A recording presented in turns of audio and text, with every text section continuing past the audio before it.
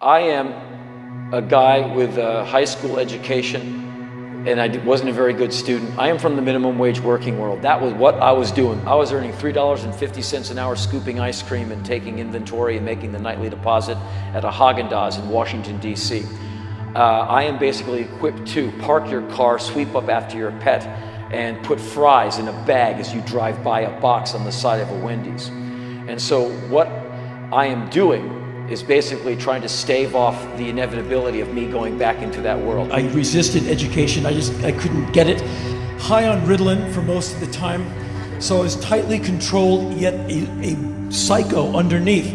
And so I graduated from high school and I stopped taking the Ritalin, and my body said, okay, the arrow has been drawn back and now it's time to let it fly. I'm in. I believe it. I believe in it. Anger and fear of failure drives me.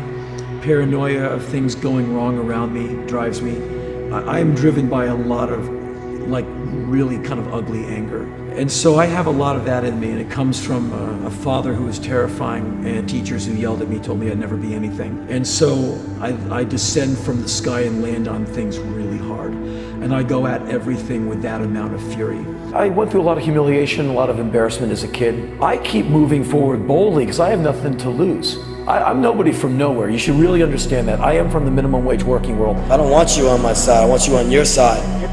Coming from wearing an apron, scooping ice cream, tearing movie theater tickets, parking cars, and I'm not putting down any of that, but that's kind of what I was trained for, not what I wanted to do with my life. And so ever since 1981, I just show up and say yes to things. Army of one, I'm the Lord of my church, I wrote the book, I'm the man on the cross, I'm the boss. A guy from Pennsylvania, just one of those big lumberjack sized guys, and I'd see him work out in the gym, like trees. The guy was terrifying. And one time he looks at me and said, "You're a skinny little faggot." I'm like, "Gee, thanks, that really bucks a kid up in 10th grade," or whatever it was. And I'm gonna teach you how to lift weights and you're gonna do everything I say.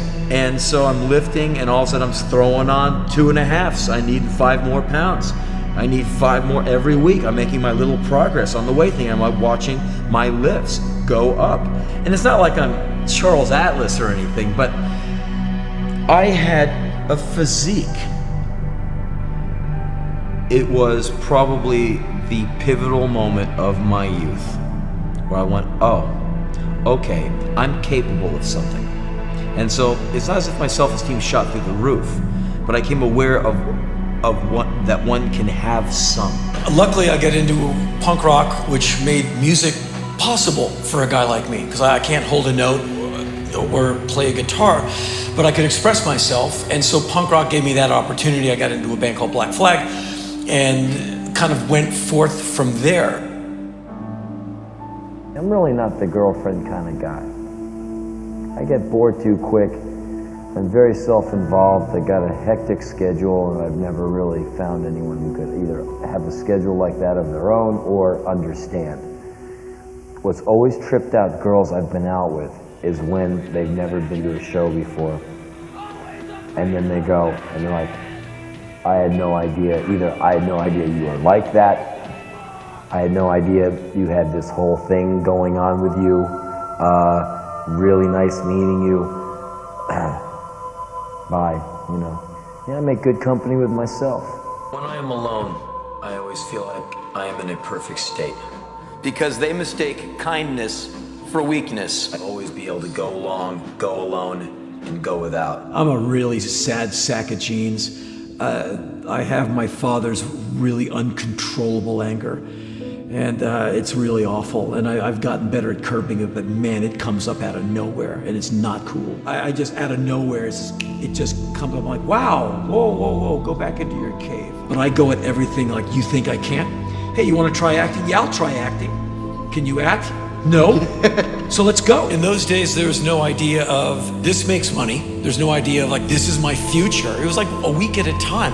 You spend a lot of time daydreaming. People have made comment to that effect, telling you that you're self-involved and self-centered. But they don't know, do they? About the long night shifts alone, the years of keeping yourself company, all the nights you wrapped your arms around yourself so you could imagine someone holding you, the hours of indecision, self-doubt, the blinding hate, the rage that made you stagger. The past holds all of your mistakes and humiliations. The future holds whatever you can make it. And so the past has already been determined. And it also holds all your victories and all your accomplishments. But all the bad stuff is there too, so why dwell? Learn from it and move on. Don't ignore it and don't say it didn't happen. Don't deny it. But you don't have to dwell in it and be miserable. That happens enough to us adults already. You see someone from your past, like, it still hurts. But the future's ready for you to not make those mistakes and to make it great. You gotta do your own thing. I don't feel like I'm anybody, and someone wants me to sign something, I'm like, sure. I don't exactly understand why, but I'll do it for you. I don't think I'm anything. I like to work. It's not about money or fame or anything, it's about activity and challenge. Just because you come from nothing, you must not let that be something that holds you back. And you will encounter people who never have to pay in full. They get to wreck the room and never have to clean it. They can get all the way through high school and never understand where a dollar comes from because they just get it given to them. You have to go at it single-mindedly and let nothing get in your way. When I was younger, there'd be all these young guys running up to get their piece of me. You think you're bad, huh? Let's go. I'm like...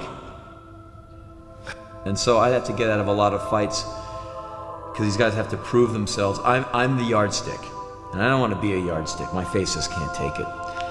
And so I have to kind of defuse the bomb. And I go, oh yeah? I don't have the thing for that. Sometimes you couldn't get out of it. So all that macho stuff without any articulation, just like the tough guy thing, without any mind behind it, just bums me out. I like my backpack, a cup of coffee, and my itinerary and my passport, and I'm out of here. I'm unnervingly polite, but I'm also capably violent. Every damn person who said I wouldn't be anything, I'm crushing them every day. Everybody I had to endure every day into a powder. And I wish them no ill. I just wish to shine brighter. And if it burns my body to a crisp, I'm happy to go right now. You know, all these people waiting at the bottom of the pool, and they grab up at your feet and pull you down. Whenever you stick your head out of water, they just love to pull you down. But if you get down and sink with them, then it's cool sailing, you know what I mean? You will find in your life that sometimes your great ambitions will be momentarily stymied, thwarted, marginalized by those who were perhaps luckier. Some of the greatest thinkers, artists, architects, politicians, and other movers, shakers, and creators all over the world have come from very meager beginnings. I'm an angry person, not at you, not at any of you. I'm just angry in general, and I'm curious. And so I wake up every day like let's go. Nothing moves fast enough for me. And I'm 55. I just want to go and do stuff. I don't go home to anybody. I don't know what else to do. This is how I am.